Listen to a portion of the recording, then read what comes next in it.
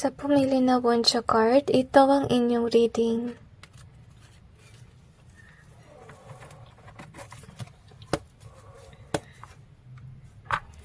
Tingnan natin kung ano ang dapat mong gawin. I don't know why, pero na-sense ko na sinisiraan ka nila.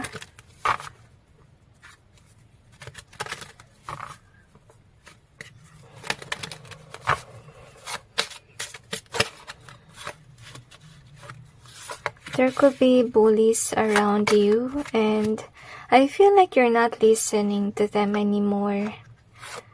Para sigurong nagsawa ka na sa mga ganyang bagay at lumalayo ka, lalong-lalo na sa social media. Kasi I'm sensing na sila lang yung nagsasaya pero hindi ikaw. Okay, siguro nangyari dito is parang malayo ka sa mga tao. Siguro pinili mo na lang maging introvert. Okay, you could be working on your own too. I-clarify natin yung cards to gain more information.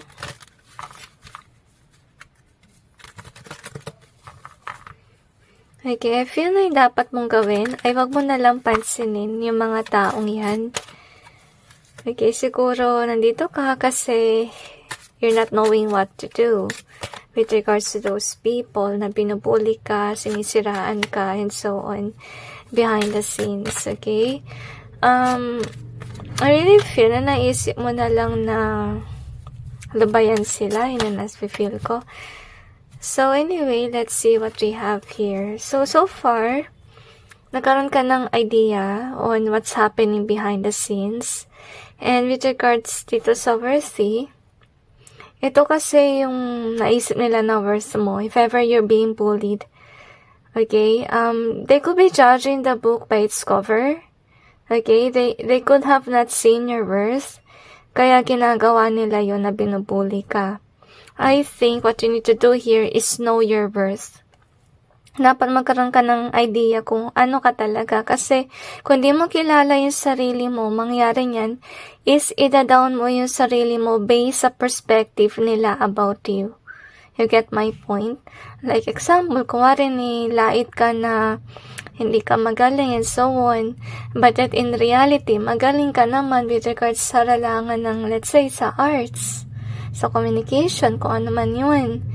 At yung kung sino man ang bully na yan, hindi siya siguro aware na magaling ka sa bagay na yun. Kaya niya nabanggit yung bagay na, paninira sa'yo. Okay, so huwag kang basta-basta madidistort kung ano yung sinabi ng tao about you. Kasi it will not define you. Because first of all, it's yourself. You know yourself. Right?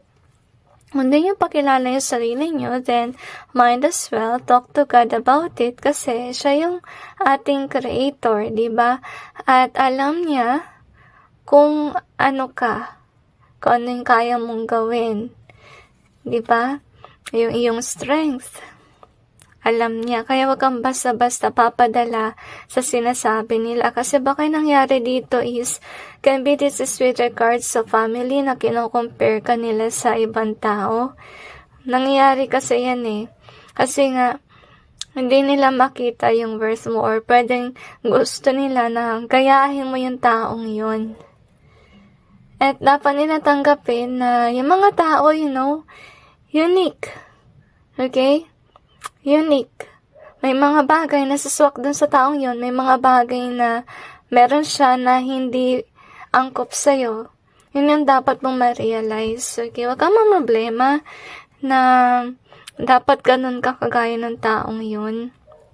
Kasi we have the sensual here. So, yung dapat mong gawin, siguro sa isang araw, iyak mo na lang yung nararamdaman mo. Kasi syempre, obviously, masasaktan ka sa mga sinasabi. Diba? So, take some time to heal about it and know your worth. So, yun yung dapat mong gawin. Kasi, we have the faith here. Like, ito yung dapat mong tandaan. Okay? If ever, doon sa taong kinumpare ka, or doon sa tao na parang, gusto ng, let's say, yung magulang mo, gusto niya maging mayaman ka, gusto nilang kopyahin mo yung taong mayaman na yun, ito yung dapat mong isipin, okay? May mga tao na fated for that. Maybe dahil yung mission work nila ay syempre tumulong sa mahihirap. At ikaw, iba yung iyong fate. Yun yung dapat mo tandaan. Huwag mong pagpilitan yung bagay na hindi para sa'yo. And trust God. You know, na someday you will reach this one. If ever gusto mong yumaman, kasi we have the royalty here. Or maybe ang baba ng tingin mo sa sarili mo kasi wala ka pa sa ganon. Or it can be binubuli ka kasi hindi ka pa nakita na umangat sa buhay mo. At kaya ka naiyak at nalulungkot. Hugs to every one of you. So, yung dapat mong gawin, you know, you need to acknowledge those people na tanggap ka for who you are as a person.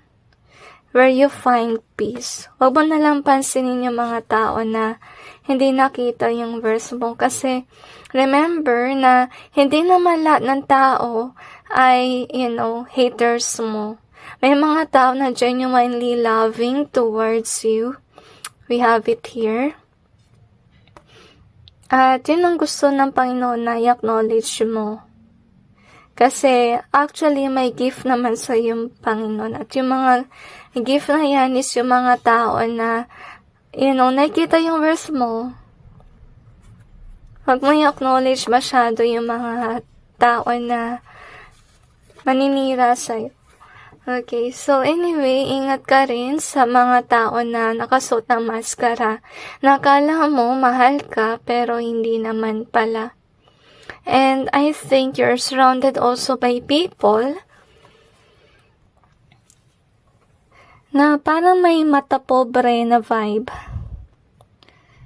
Actually, to be honest with you, okay, if ever you're really feeling down about yourself kasi wala ka pa na-achieve, take it as a blessing na rin. Kasi kung mayaman ka, mahirapan ka mag-identify kung sino yung truly na loving versus sa not. Kasi, kung mapapansin mo na kapag nasa mababa ka, iba yung trato sa'yo ng tao compare sa pagtrato nila sa mga tao na mayayaman. Doon mo kasi malalaman kung sino yung totoong may malasakit, mapagmahal, you know, at hindi mata pobre. So, magandang bagay na rin yun kasi at least maiwasan mo yung mga tao na talagang salbahe or plastic na mabuti, okay? Pero behind the scenes, masasama sila.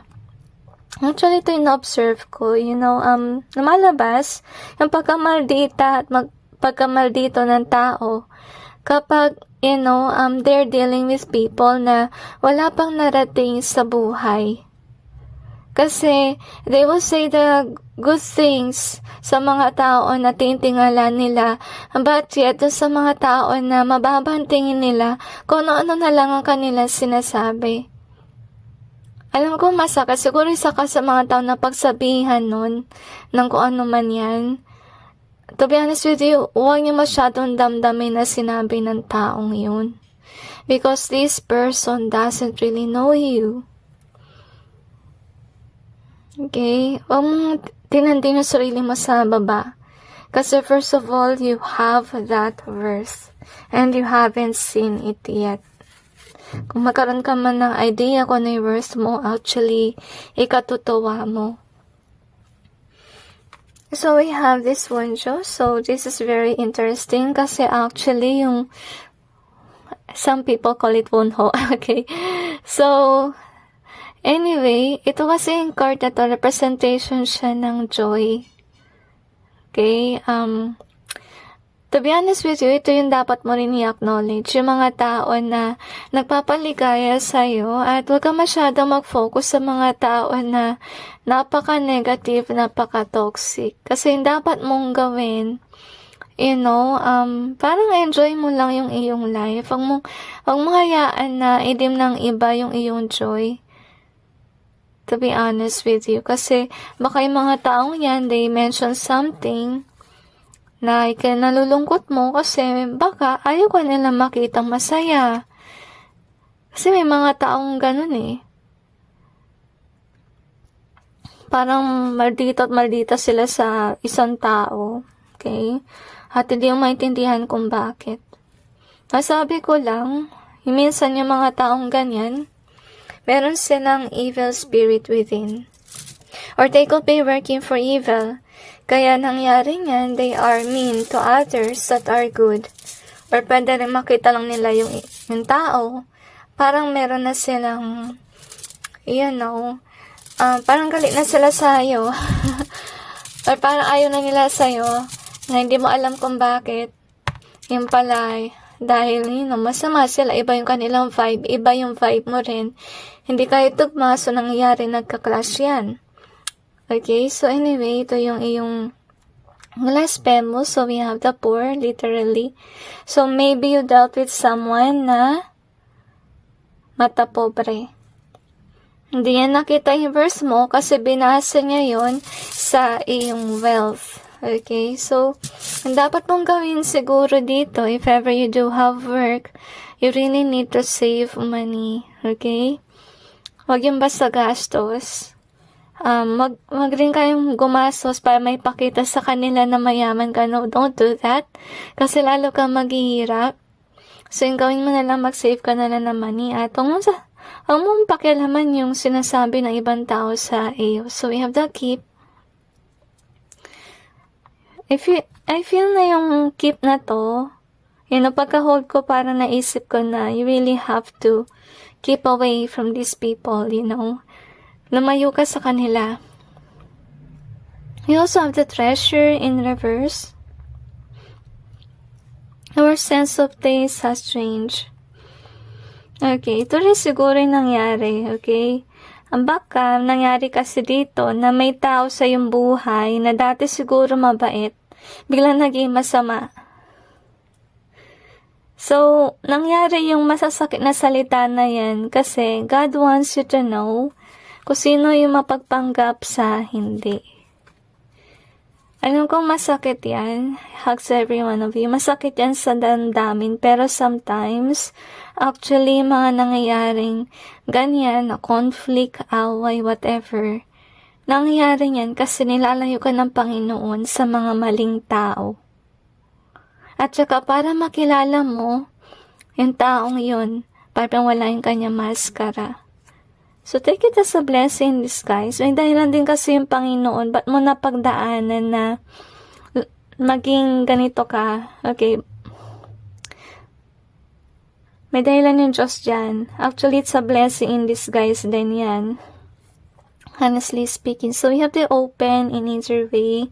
So, ito yung dapat mong gawin. If before you are an open book, remember, hindi lahat ng tao pumapalakpak sa'yo. May mga haters ka. Kung masyado kang maramdamin, hindi talaga advisable na maging open book ka. Kasi nangyari niyan, yung ibang tao hindi ka maintindihan. Okay? At saka, hindi siya advisable sa mga sensitive na tao. Kasi, yun nga, madadala ka ng depression. So, be close na lang. Keep it to yourself. No wonder why we have keep here. At mababayo ko kung mahilig ka talaga mag-post, yung gawin mo na lang, guys. Gumawa kayo ng journal. Pwede kayo mag-junk journal, ilagay mo sa diary, scrapbook. Mas mainam pa yun, kaysa sa nangyari niyan, ispintasan ka ng mga tao na haters mo. Mahirap yun eh. Kasi syempre magdaramdam ka, magkakaroon ng negativity sa social media. So, might as well na lang keep to yourself. Okay, so we have this one. Wisdom is in easier way. We also have this let go. Or let it go. Okay. So, ibig sabihin lang nun, na kung sino man itong tao na to, na binubuli ka, whatsoever, hindi sila wise. Kasi first of all, they judge the book by its cover. They don't really know the truth about you to begin with. At hindi sila maingat sa kanilang pananalita. Hindi nila alam na yung kanilang mga sinasabi ay nakakasakit. Or yung pag-judge nila sa iyo. And we have to let go in easier way. Yung dapat mo rin gawin, guys, Kung sakali man may masamang sinabi sa mga tao, lalo na kung hindi naman nag-resonate sa inyo, hindi siya something na compliment na constructive, then might as well guys, i-let go nyo yung sinasabi niya. Mag-move on kayo sa mga sinabi ng taong to, lalo na kung hindi naman healthy for you. Yun yung dapat mong gawin. Kasi kung didibdibin mo yan, mangyari yan is magdamag ka magmumukmuk or madedepress. And remind yourself na rin na whenever, we feel down by these people, take some time for healing. Kaya minsan stagnant ka rin sa iyong buhay kasi it is some time to heal kasi marami ka na pagdaanan at marami kang mga salitang narinig na hindi nakakabuti for you to the point na hindi mo na alam yung iyong worth. Actually, yung dapat mong gawin dito is to find joy within you. To know yourself more. Huwag mong i-down yung sarili mo. Binuli ka na nga, i-down mo pa yung sarili mo. Ano na mangyari sa'yo? So, might as well na be a comforter of yourself. Kasi syempre, dapat maintindihan mo yung sarili mo because it's you. And remember to pray to God whenever you feel this way na rin to help you move on from such toxicities. So, let's see what else do we have here.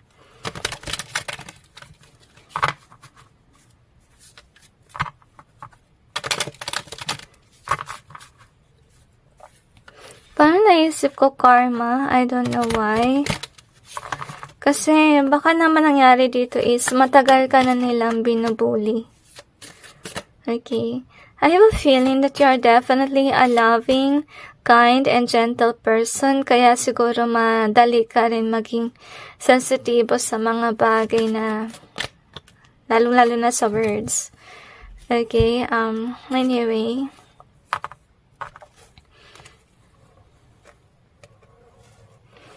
Dapat mong gawin guys, you just need to focus on what you're doing. Huwag mong pansinin itong mga nanggugulo sa paligid mo. So, yun yung dapat mong gawin. And of course, with the strength in reverse here, ito rin dapat mong isipin na kung sakali man napuna ka dahil sa iyong weakness, remember that everyone does have a weakness. At, huwag mong isipin na ikaw lang yung may weakness, okay? Lahat ng tao meron yan. At napansin lang kasi dito, napuna ka with regards dito, wag mong masyadong dibdibin yun. Okay? Wag ka masyadong mag-focus sa yung weakness kasi first of all, meron ka naman strength. Okay? So, someday, ito yung mangyayari na malalayo ka sa depression. Kasi nangyari dito is, siguro ito yung nangyari kaya nandito ka karoon ka ng stagnancy period.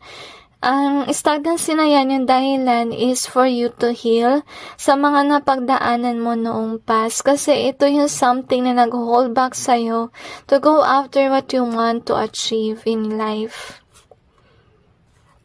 Tsaka huwag ka mawawala sa tamang landas kasi baka nangyari dito is nalait-lait ka at yung panalait na yan baka magdala sa'yo na mag-move away sa mga bagay na nagbibigay sa'yo ng joy.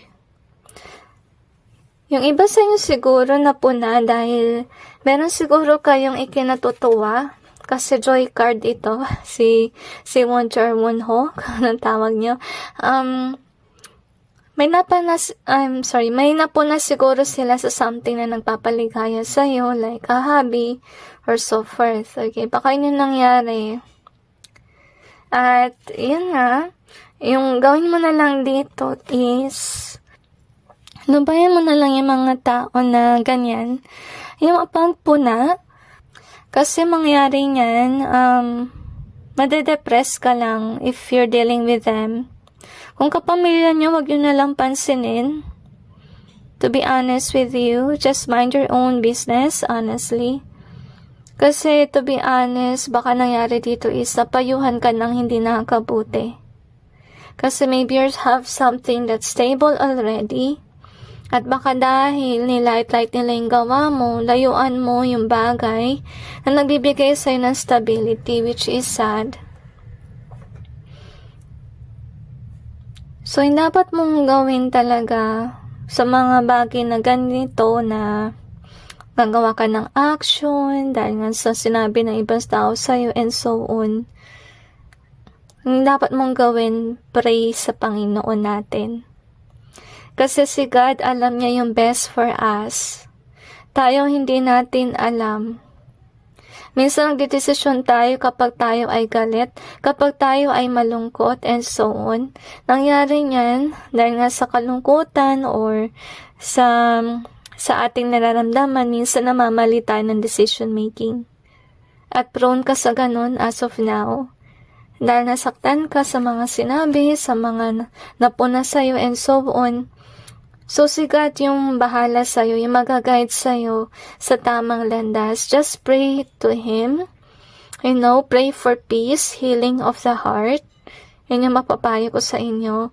And let God do the trick. At mabibigla ka. Because once that you pray, and maybe you browse something like, let's say, YouTube, or it can be TikTok, kung saan ka man comfortable, honestly, may makikita kang sign. To be honest with you, may makikita kang sign. Tapos sa sign na yun na pinakita ng Panginoon sa iyong feed, that is something that will guide you. You get my point? So, yun ang dapat niyong gawin. Take some time to heal. Hindi naman agad na ma-heal ka sa toxic na sinabi ng ibang tao. Kasi mahirap talagang burahin yan, lalo na kung yung words talaga ay deep. To be honest with you, habang nagkapa ako ng ibang cards dito, masakit sa throat yung ibang part. Kasi ibig sabihin lang nun, kung sino man yung nagsalita na masakit sa'yo, pinipigilan siya ng Panginoon na magsalita. Kasi wala siyang magandang masasabi. To be honest, nakakasakit siya ng damdamin. Yung feeling ko doon sa card na yun, parang nagalit yung Panginoon sa kanya. Kasi nga, kung ano na sinabi niya about you Siguro masaya siya sa ginagawa niya, nabubuli siya and so on. Pero remember guys, okay? When you do something bad, may balik yan So, ipasa Diyos yun na lang din. Huwag kayong mag-revenge. Ano na lang, iwasan nyo na lang. Okay? Kasi kung papansinin nyo yan, kaya yung mga ibang bullies, bully sila ng bully kasi maybe they got a reaction from you. Ang paghandle sa mga bully na yan talaga, iwasan nyo na lang, i-block nyo na lang. Kasi kapag kayo mag-react, lalo ka lang nilang bubulihin. So, hugs every one of you. So, that's it with regards to your message kung ano dapat mong gawin. Hugs to everyone. And God bless all of you.